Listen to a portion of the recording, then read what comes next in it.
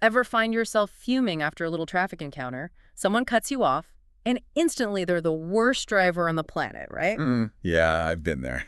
Makes you wonder, why do we get so worked up about people we don't even know?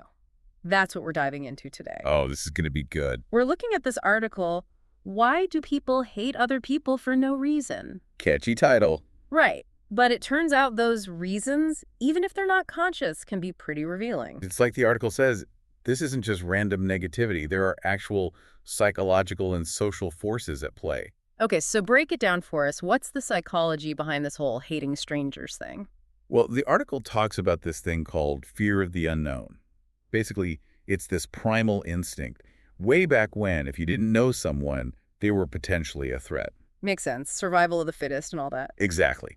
Disjointing those different from your tribe could be the difference between life and death. Problem is, that instinct's still kind of wired into us, even if the stakes are way lower now. So you're saying even though our tribes are different now, like maybe it's our political party or our favorite sports team, that deep down feeling of us versus them is still there. Exactly. The article calls it in-group, out-group mentality, and it's surprisingly powerful. Can I be honest? Sometimes I catch myself feeling a little wary, let's say, when I'm around people who seem really different from me. It's more common than you might think.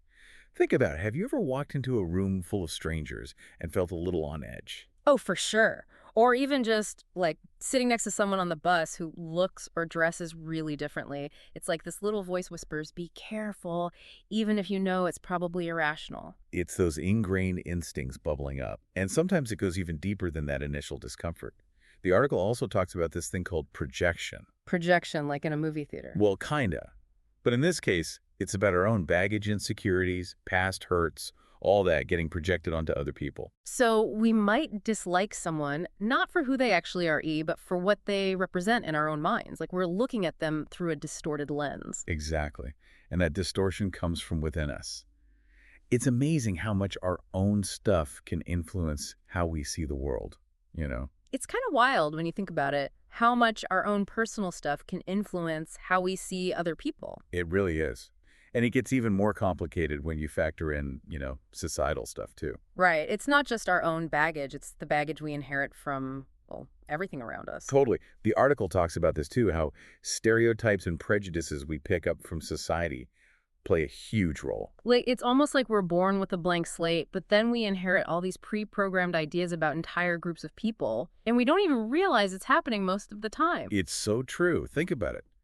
The media you consume, the stories you heard growing up, even just like the jokes people make, they all feed into this undercurrent of bias, It's like we're constantly absorbing these messages, these subtle and sometimes not so subtle cues about who to trust, who to be wary of, who's one of us, and who isn't. Exactly. And the article actually brings up a really good point about how this plays out in media representation. Oh, yeah, how's that? Well, it says that even when it's unintentional, the way certain groups are portrayed, or even just how often they're represented at all, can have a huge impact on how we perceive them in real life. It's like those media portrayals, they feed into those pre-existing stereotypes, even if they're not trying to. Exactly. And the article actually gave this one example talking about how news stories, even when they're trying to be objective, can unconsciously reinforce negative associations with certain groups just by the way they frame the information. Wow. And then, of course, on top of all that, there's social media, which, like, talk about an accelerant for this whole us versus them dynamic. Don't even get me started on social media. It's like the article calls it a double-edged sword, and I think that's spot on. Well, on the one hand, yeah, it can connect us with diverse perspectives that we might never ever encounter otherwise, which is amazing. But on the other hand, those algorithms, man. Oh, here we go. But they're designed to keep us scrolling, right? Which also means feeding us more and more of what we already agree with, just to keep us hooked. And that just confirms our existing biases, Yeah. Not to mention, you've got misinformation spreading like wildfire. It creates this perfect storm for reinforcing prejudices and deepening those divisions we were talking about. So it's like we're hardwired for this kind of division, both psychologically and technologically, which honestly feels kind of bleak if you ask me. So like, where do we even go from here? So we're dealing with like deep-seated instincts, societal patterns, and the social media echo chamber. Kind of makes you wonder if overcoming any of this is even possible, It's a lot to process, for sure. Is there any hope for actually breaking free from these biases, or are we just stuck with them? Well, the article actually ends on a hopeful note, believe it or not. It argues that while these tendencies might be deeply rooted, they're not destiny. Like, we can break free from these cycles of hate, but Hmm. it takes effort. And it starts with each of us individually being willing to do the work. Okay, I'm listening. What does that even look like, though? Like, where do we even begin to untangle all of this? So the article really emphasizes self-awareness. Like, that's got to be the first step. Turning that lens inward, really examining our own WON biases. Ooh, that's never comfortable. Right, but it's like, okay, what are those pre-programmed beliefs we're carrying around? Where did they come from? Are they even true? Or just something we've absorbed without question? Whoa, so it's like we're fact-checking our own brains, challenging those scripts we've picked up along the way. Exactly.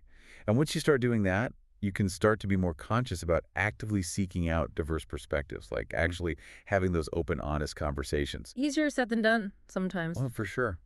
But it's worth it, even or maybe especially when they're uncomfortable. Right, but there's a way to do that productively, right? Like, it's easy to say have tough conversations, but the reality can get kind of messy.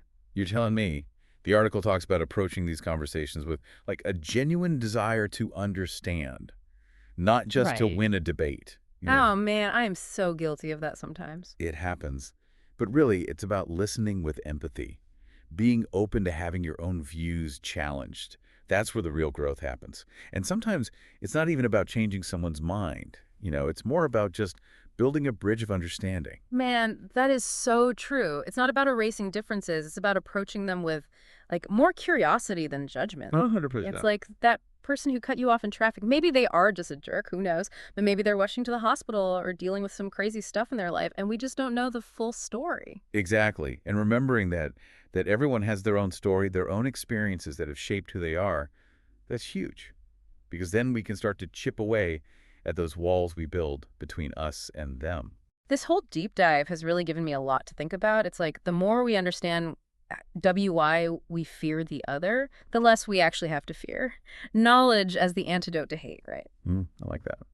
Something to chew on, listeners. And on that note, we're going to wrap things up for today. Until next time, keep diving deeper, everybody.